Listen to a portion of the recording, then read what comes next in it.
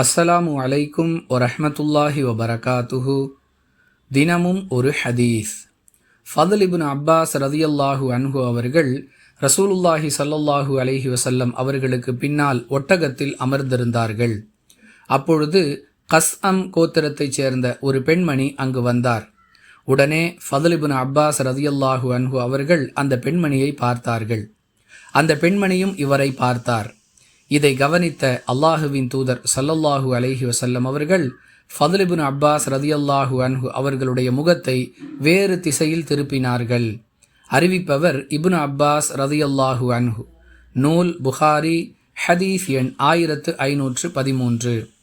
அன்பிற்குரிய அல்லாஹுவின் நல்லடியார்களே, ஒரு அந்நிய ஆண் ஒரு அந்நிய பெண்ணையோ அல்லது ஒரு அந்நிய பெண் ஒரு அந்நிய ஆணையோ தொடர்ந்து பார்த்து கொண்டே இருப்பது என்பது மார்க்க ரீதியாக தடை செய்யப்பட்ட ஒரு செயல். யதார்த்தமாக ஒருவருடைய பார்வை மற்றவர் மீது விழுவது என்பதை மார்க்கம் தடுக்கவில்லை.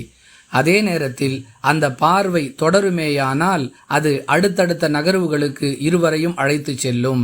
எனவேதான் அல்லாஹுவின் தூதர் ஸல்லல்லாஹு அலைஹி வஸல்லம் அவர்கள் பார்வையை பாதுகாப்பதன் அவசியத்தை தனது சமுதாயத்திற்கு உணர்த்தும் விதமாக இவ்வாறு நடந்து கொண்டார்கள் என்பதை இந்த ஹதீஸ் நமக்கு விளக்குகிறது. யதார்த்தமான பார்வை என்பது வேறு, தொடர்ந்து ஒருவரை மற்றவர் பார்த்து கொண்டே இருப்பது என்பது வேறு. வேறுபாட்டை புரிந்து நடந்து கொள்வோம். வாஹிரு தஅவானா அனில் ஹம்துலில்லாஹி ரப்பில் ஆலமீன்.